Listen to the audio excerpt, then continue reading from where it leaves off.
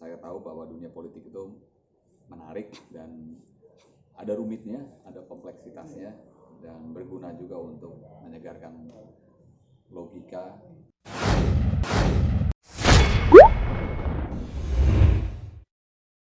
Baik-baik, sehat. Lama nih nggak ngomong. Tapi Ya. masih itu ya, masih jadi pengajar di public speaking di sekolah ya. Oh iya, karena bikin program public speaking selalu. Jadi setelah menulis, jadi dosen ilmu komunikasi, sekarang sedang ambil program doktor ilmu komunikasi. Jadi mempertajam lah. Nah, setelah ada S1, S2, sekarang dapat S3-nya. Mudah-mudahan dalam waktu dekat lah. Kita sedang disertasi. Memang kecintaannya sama ilmu komunikasi. Gitu. Jadi dari ilmu public speakingnya diteruskan ke program akademiknya S3. Oke. Mudah-mudahan bisa cepat selesai program doktornya. Amin. Ngambil ATC-nya apa, Bang? Kalau boleh tahu. Saya doktor ilmu komunikasi, nanti topik penelitiannya ya apa untuk ilmu komunikasi politik. Ilmu komunikasi politik. Oh, kenapa? Karena lebih Saya menarik. pernah terjun di dunia politik, jadi saya tahu bahwa dunia politik itu menarik dan ada rumitnya, ada kompleksitasnya, dan berguna juga untuk menyegarkan logika dan jejaring ya, bagaimana membina jejaring. Saya rasa semua orang harus berpolitik karena memang produk kehidupan kita hari ini adalah produk-produk politik. Ada negosiasi di situ, ada bagaimana mendengarkan pendapat masukan orang lain.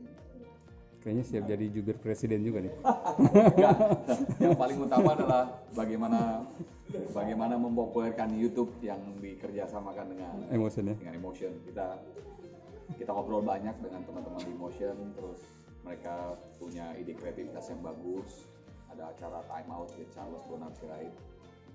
Menurut saya sangat senang sekali. Ya, terus saya dengar juga ada heboh.com. Aduh, aku senang banget. Aku pikir ya inilah yang belum aku lakukan. Jadi kalau diundang masuk ke YouTube, kita tentu perlu persiapan kan, perlu tim.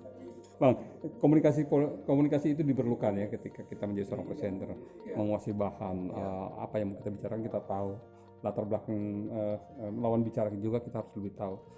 Pendalaman seperti itu salah satu pakemkah atau bagaimana? Iya, di ilmu komunikasi itu diajarkan soal bagaimana kita sebagai pengirim pesan memproduksi pesan dan penerima pesannya itu menerima pesan kita. Jadi itu 3 gambaran utama, 3 tahapan atau 3 fase yang harus dikuasai. Siapa yang mengirimkan pesan, komunikator, pesannya seperti apa, yang betul tadi komunikator, lalu pesannya, karena ini barangnya yang diolah, dan yang kedua penerima yaitu receiver. Nah, dari antara ketiga ini banyak yang nggak nyampe pesannya kan, karena di tengah-tengah perjalanan itu ada yang disebut dengan obstacles ataupun kendala. Jadi komunikasi yang lancar dari pesan yang dikirimkan oleh pengirim sampai betul diterima oleh si penerima pesan, lalu diolah.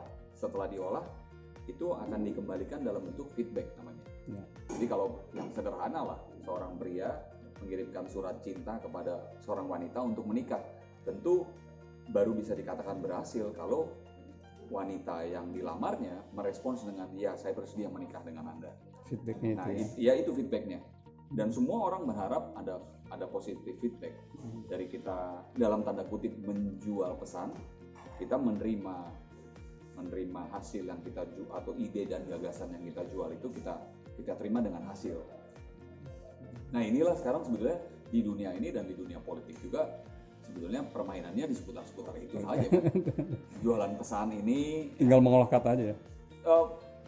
Kata, waktu, siapa yang berperan jadi apa, pembantu pengirim pesannya bagaimana, tempat pendistribusian pesan seperti apa. Nah, itu yang mungkin nggak manusia tahu ya, karena ternyata luar biasa atribusi komunikasi itu banyak banget. Jadi ada sebuah pesan baik dikirimkan dan ditransfer tidak pada waktu yang tepat, tidak pakai bahasa yang tepat, tidak dikirimkan dengan pengirim pesan yang tepat, itu bisa batal semua. Dan kita dari dulu nggak diajar berpikir untuk sabar untuk melihat dan menganalisa itu, sehingga akhirnya ya kita berpikir semua pesan perlu disampaikan dengan cara yang sama. Ternyata banyak juga yang saya sendiri mengalami gagal menawarkan sebuah gagasan dan pikiran kepada orang, saya nggak tahu keadaan hatinya gimana, dan keadaan-keadaan lainnya momennya seperti tidak apa. tepat. Momennya juga tidak tepat. Ya nggak semua juga yang berhasil Pak, yang pernah saya tawarkan. Banyak juga yang gagal. Tapi setelah saya mereview, kadang-kadang bisa juga karena dia tidak membutuhkannya. Dia belum membutuhkan. Nah, ya tapi mulai membutuhkannya lagi mungkin tetap kalau hubungan baiknya dijaga, bisa jadi barang yang hari ini atau gagasan hari ini ditawarkan baru dibeli ataupun dieksekusi bisa 1-2 tahun mendatang. Karena waktunya kurang tepat. Nah jadi untuk saya berharap juga semua kita, terutama mungkin juga junior saya dan generasi muda yang lain, kalau belum bisa ketemu pikirannya dan nyambung sama seseorang di hari yang kita inginkan, tidak boleh memutuskan silaturahmi. Itu yang menurut saya pelajaran penting.